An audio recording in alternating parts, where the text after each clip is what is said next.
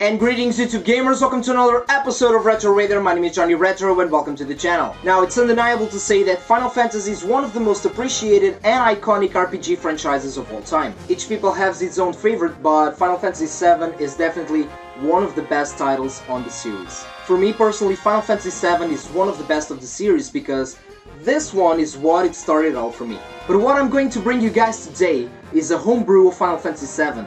This right here is Final Fantasy VII for the NES. So let's take a closer look right after this.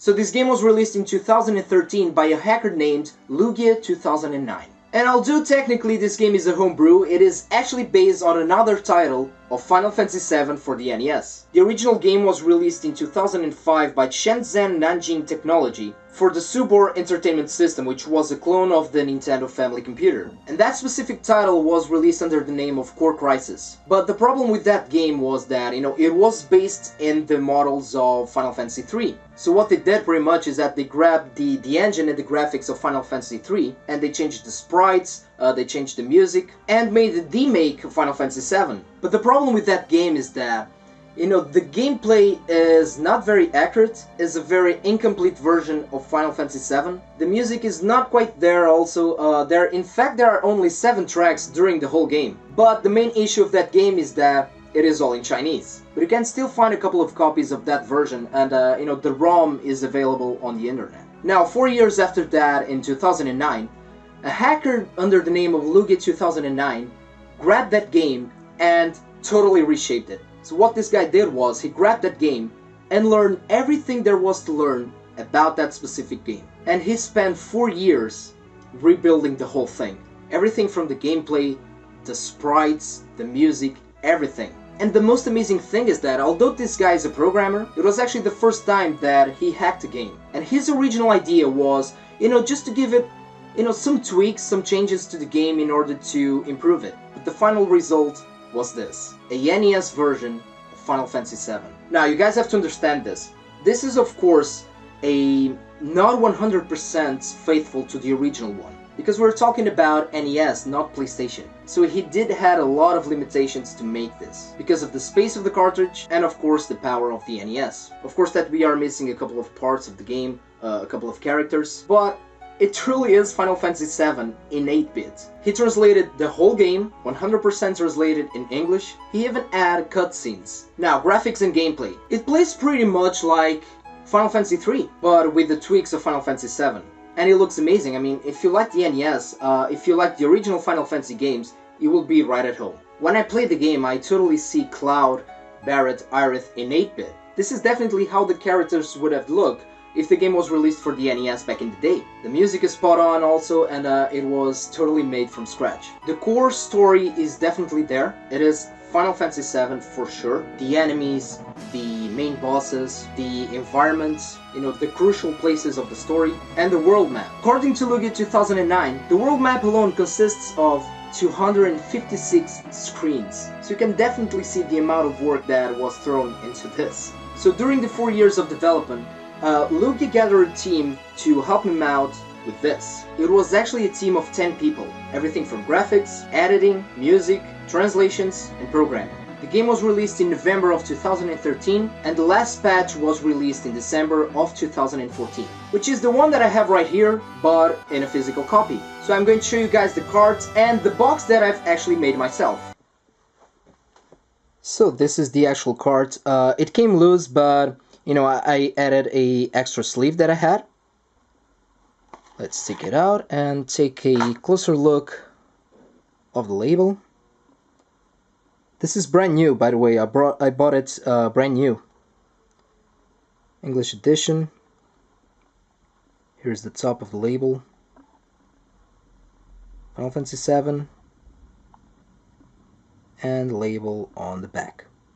Now, the box that I made, I actually used custom measures, and I came up with the design, but my girlfriend helped me to put everything together because I just suck at image editing.